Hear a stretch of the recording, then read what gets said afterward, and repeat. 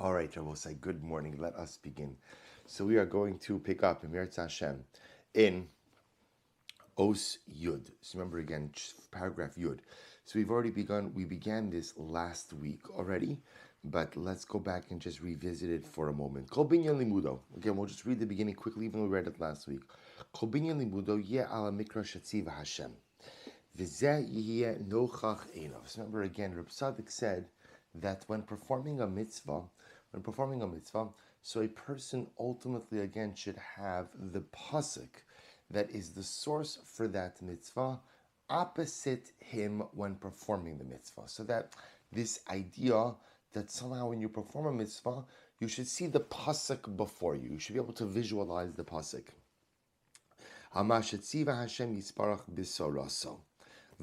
So first of all, so where does Reb Tzaddik get this?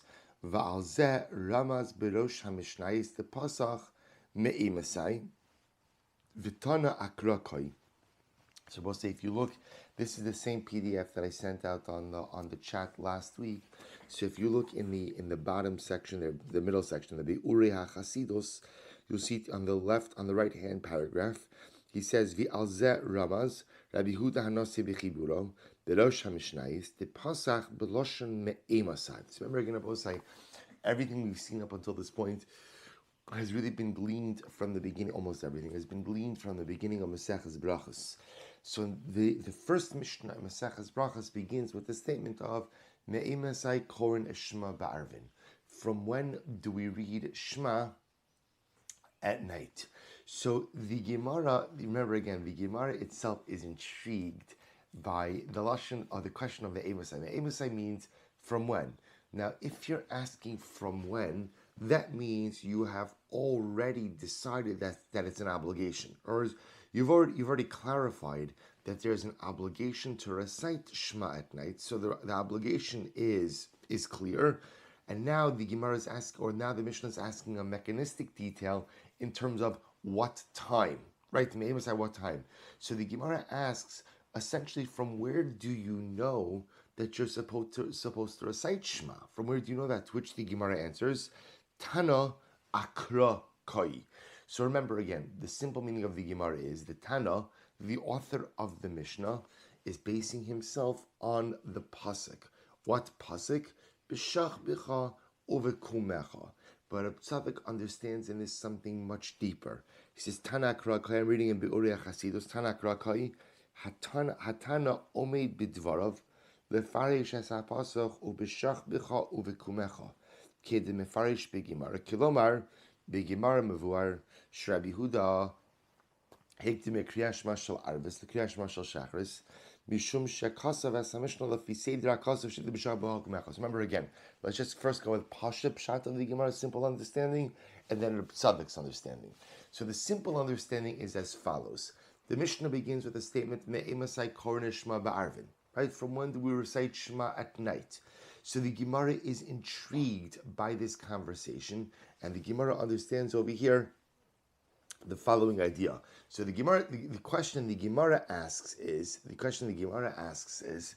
ultimately, where from, I'm sorry, let me say a little bit clearer. The question the Gemara deals with is, why are, two questions. Number one, how do you know that there's an obligation for Shema? And number two, why are you beginning with the obligation for the nighttime Shema prior to the obligation for the morning Shema? To which the Gemara answers, Tana akra koi. The Tana is basing, the author of the Mishnah, is basing himself on the pasuk. Now, again, that answers both questions. Number one, from where do we know that there's an obligation to recite Shema? That comes from the pasuk, b'shach b'chav kumecha. And why does the Tana begin with the obligation of nighttime Shema before the obligation of morning Shema? That's also Tana akra koi. At the end of the day,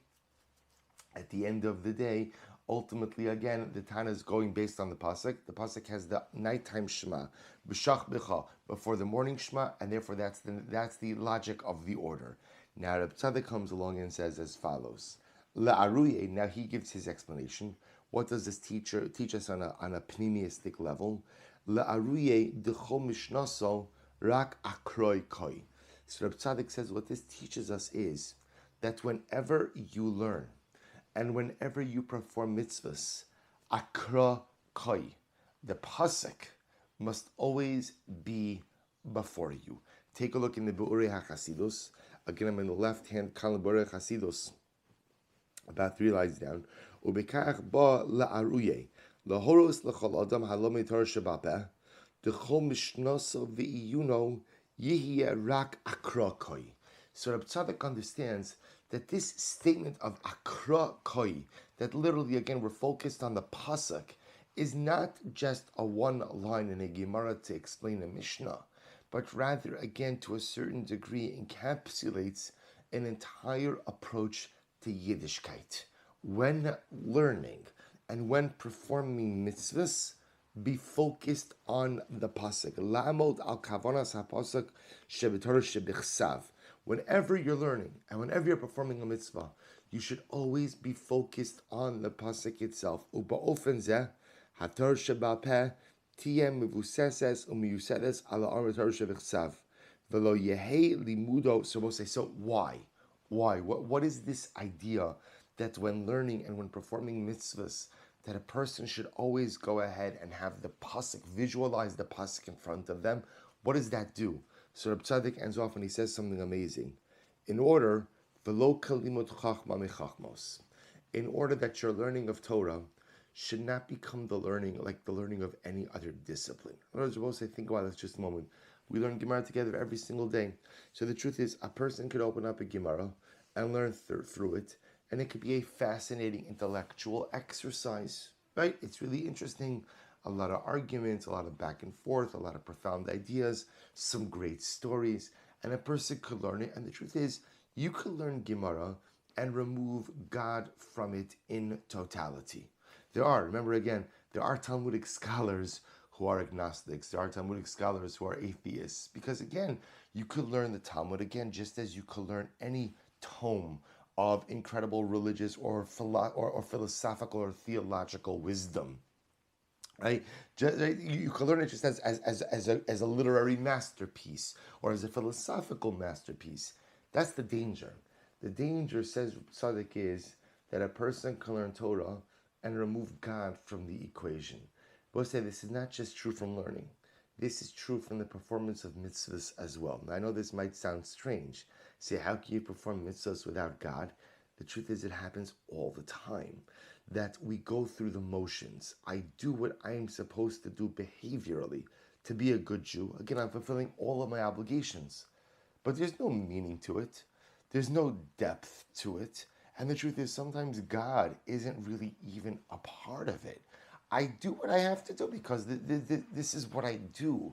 But lav davka, but not necessarily that there's any type of profound meaning associated with it. Isn't that the scariest and saddest aspect sometimes of our Yiddishkeit? That I could be doing everything I'm supposed to be doing, meaning I'm fulfilling all of my obligations, but yet I have forgotten about the Ribono Shel Olam. So says Reb Tzaddik, how do you counter that? Both in your learning as well as in your performance of mitzvahs, that whenever you learn, Tana Akra Koi, keep the pasuk in front of you. Have in mind the pasuk ultimately, again, that is generating what it is that you're learning. When you do a mitzvah, when you perform a mitzvah, ultimately go ahead and have in mind the pasuk that is related to the performance of that mitzvah. Because I will say, when you have the pasuk in front of you, then what? You remember, that pasuk came from the Torah. And where does the Torah come from? Torah comes from the Ribono Shel Olam. So why am I learning Torah? To serve HaKadosh Baruch Hu. And why am I performing the mitzvah? To serve HaKadosh Baruch Hu. So when you begin to do all of this, first of all, Rabbi Gedalia, thank you so much. That was mamish, a beautiful, beautiful sunrise. If you saw that, was Marabu Ma'asecha Hashem. Incredible. The Moshe created such a world, such a world. My window faces, I was going to say my window faces the wrong direction.